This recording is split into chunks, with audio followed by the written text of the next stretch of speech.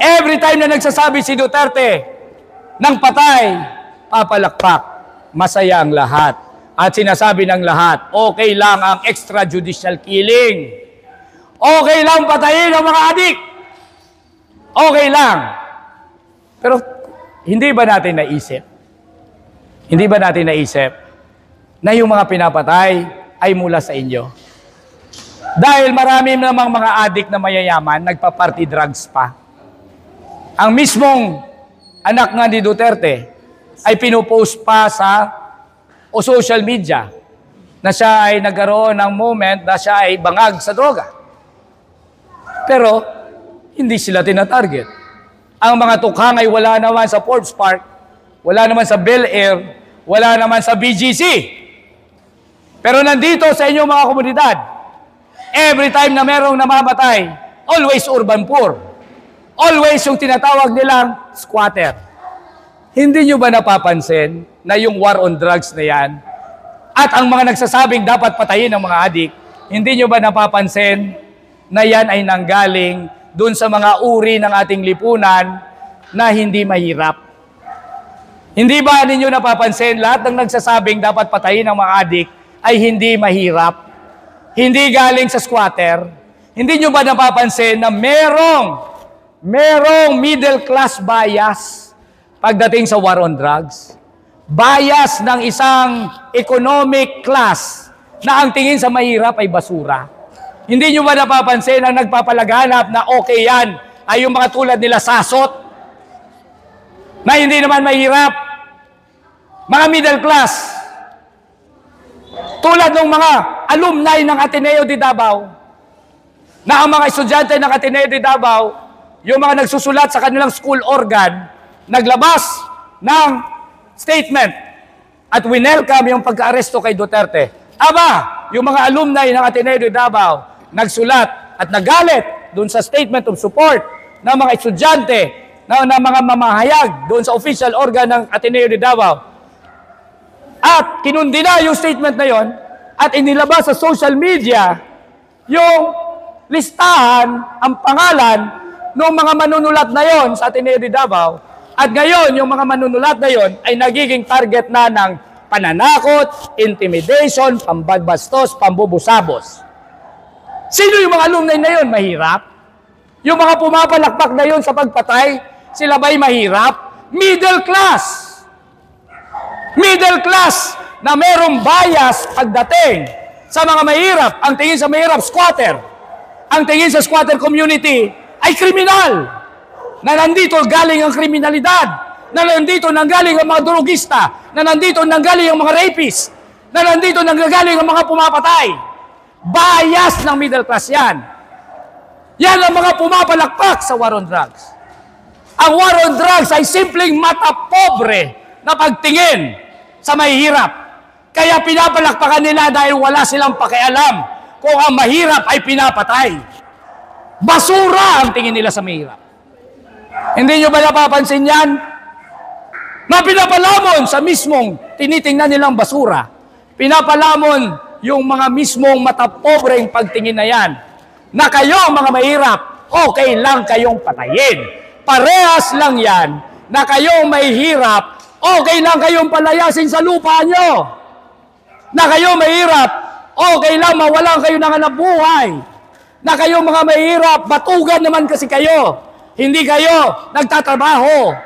Na kayo mga mahirap, kayo pa rin ang kanilang sinisisi kung bakit ang bansang Pilipinas ay basura dahil daw binuboto ninyo ang mga walang kwenta, mga plunderer.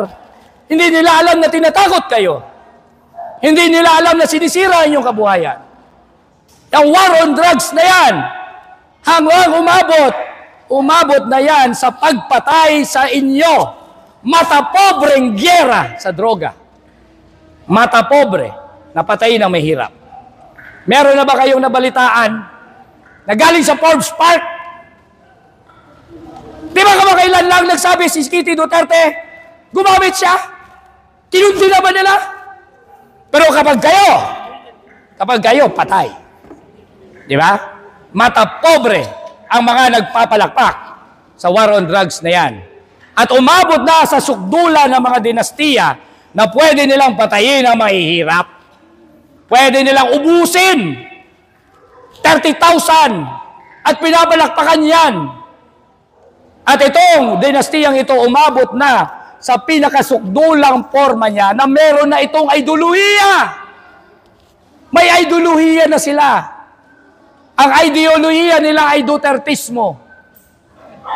Yan ngayon ang pinapalaganap sa buong Pilipinas.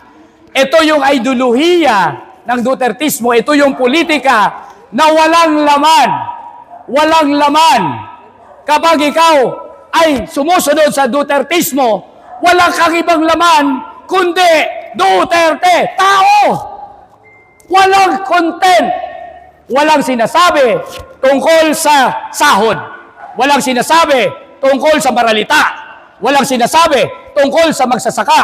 Simple lang ang content o ang laman ng Dutertismo. Sambahin si Duterte. Kaya nga, sa rally nila, pag nag-rally tayo, anong pinananawagan natin? Sahod, itaas, presyo, ibaba, may laman, may programa. Ang Dutertismo, walang iba na sinisigaw, kundi Duterte. Duterte. Kulto! Kaya nga ang Dutertismo at ang kulto ay parehas. Kaya nga magkaibigan at magkamag-anak ang Dutertismo at si Kibuloy. Umaabot na. Sukdulan na forma yan ng dinastiya. Sukdulan forma ng isang pamumuno o political na sistema ng mga political dynasty. Dahil karakter ng political dynasty yan. Ang karakter ng political dynasty, walang laman. Nakasentro sa tao, sa kandidato. Nakasentro sa personalidad. Personality politics. Hindi kailangan magsalita tungkol sa issue. Ano yun? Na perfect na yan ng Dutertismo. Yan ngayon ang ideolohiya ng political dynasty. Sambahin mo lang. Wala kang ibang sasabihin. Sumamba ka lang sa idol. At ganon din ang nangyayari sa ibang mga kandidato. Wala silang laman, sambahin mo lang sila. Personality politics lang. Ang Dutertismo hindi lang patungkol kay Duterte, ha? Hindi lang patungkol kay Duterte. Yan lang ang perfect na expression ng pamumuno ng political dynasty. Lahat ng dynasty ay nagdi-display ng Dutertismo. Lahat sila ay walang laman, lahat sila ay nakasentro sa personalidad, walang solusyon na binibigay. Itong pinakamasahol sa Dutertismo. Itong ideolohiya ng Dutertismo, ang ginagamit nito ay ang pinakamasasahol na aspeto ng ating lipunan. Lahat ng pinakamasasama, lahat ng pinakamasasahol ay ginagawang tama. Bakit? Para i-justify ang kapangyarihan ng dinastiya. Ginagawang tama ang patayan. Bakit? Kasi yun ang karakter ng dinastiya pamumuno. Pumapatay sila. So therefore, kung pinapalaganap ng Dutertismo na okay pumatay, hindi tayo magagalit sa dinastiya kapag pumapatay sila. Dapat i-expect na natin yon. Natatakutin tayo. Na dapat huwag tayong kumontra. Diba? Ano pa? Ang pinakamasasahol na aspeto ng ating lipunan na hawak ng dinastiya, kapag kumontra ka, ikaw ay terorista, CPP, NPA, NDF. Yan ang pinapalaganap ng Dutertismo. So ngayon ikaw, hindi ka pwedeng kumontra sa lahat ng dinastiya. Bakit? Tatawagin ka nilang CPP, NPA. Terorista. Hindi ka pwedeng kumontra pag inagawan ka ng lupa. Hindi ka pwedeng kumontra pag pinalayas ka ngayon sa iyong tirahan o kaya kung saan ka nangingisda. Hindi ka pwedeng kumontra kung indigenous people ka, pinalayas ka sa ancestral domain mo. Every time na lumaban ka, ano ka? Terorista, CPP, NPA, NDF. Dutertismo! Dahil yan ang manifestasyon at nagja-justify sa pamumuno ng mga dinastiya. Marami pa akong pwedeng sabihin tungkol sa Dutertismo. Pero hindi lang yan tungkol kay Duterte ang Dutertismo. Yan ay produkto ng dinastiya. Produkto yan ang perfect expression ng pagiging dinastiya. Lahat ng values na nandyan, cult worship, empty bankrupt na politika, sasamba sa mga maling values, sa pagpatay, sa pagkurap, lahat ng mga masasama, dahil yan ang karakter ng dinastiyang pamumuno.